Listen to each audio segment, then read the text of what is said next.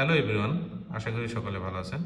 আজকে আমরা দেখাবো কিভাবে একটি অসিলোস্কোপ, নতুন অসিলোস্কোপ কিভাবে সেটিং করতে হয়, ক্যালিব্রেট কিভাবে করতে হয়। মানে যে কোনো অসিলোস্কোপ ব্র্যান্ড নিউ যখন আপনারা কিনবেন, কেনার পরে আপনাকে ফার্স্ট অফ অল এটাকে সেলফ ক্যালিব্রেট করতে হয়। সেইটা কীভাবে সেলফ ক্যালিব্রেট করতে হবে সেটা এখন আমরা আপনাদেরকে দেখাবো। প্রথমত এটাকে আমরা অন করে নেব। অন করে নেওয়ার পর তার আগে আরেকটা বিষয় বলে রাখি, এখানে যে প্রমগুলো আছে এগুলো সবগুলো ডিসকানেক্ট করে নিতে হবে, মানে সবগুলো রিমুভ করে দেন আপনাকে এটাকে সেলফ ক্যালিব্রেটের জন্য যেতে হবে।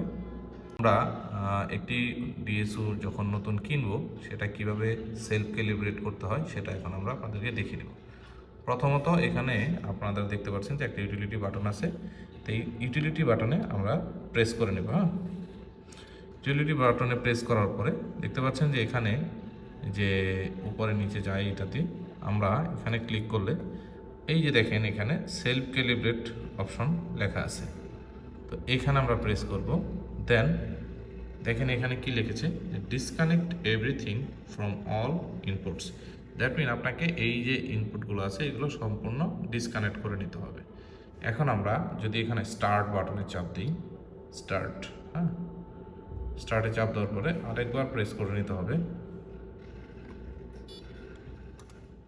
দেখেন এখন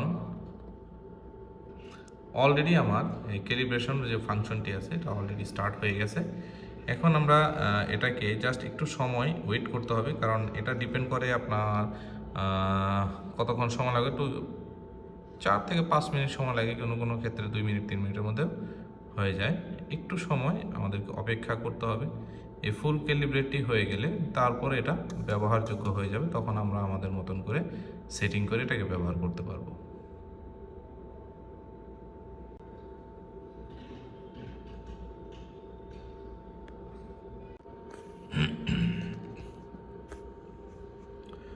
তো আমাদের সেলফ ক্যালিব্রেশনটি ডান হয়ে গেছে। এখন এটাকে রিস্টার্ট করতে হবে।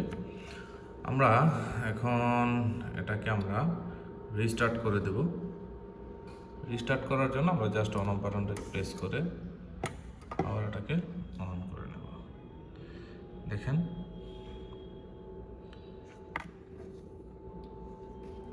ওকে, মোটামুটি আমাদের সেলফ ক্যালিব্রেশনটি হয়ে গেছে।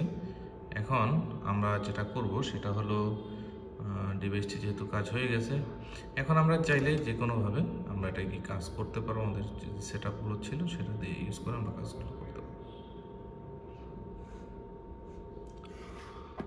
ওকে, আমরা চ্যানেল 1-এ যে ব্লকটি আছে সেটা লাগিয়ে দিলাম। ওকে, দেন চ্যানেল 2 ব্লক লাগিয়ে নিলাম। ওকে, এখন মোটামুটি সেলফ ক্যালিব্রেট হয়ে গেছে। এখন আমাদের পরবর্তীতে আমরা নেক্সট ভিডিওতে আরও একটি আপনাদের জন্য টিউটোরিয়াল নিয়ে আসবো। পরবর্তীতে স্টেপ বাই স্টেপ প্রত্যেকটা সিস্টেম আমরা ইনশাআল্লাহ দেখিয়ে দেবো, কীভাবে ডিএসও ইউজ করতে হবে এমনকি লাইনগুলো কীভাবে চেক করতে হবে। আমাদের চ্যানেলটিতে সাবস্ক্রাইব করে রাখবেন। পরবর্তী ভিডিও দেখার জন্য অপেক্ষায় থাকবেন। আসসালামু আলাইকুম।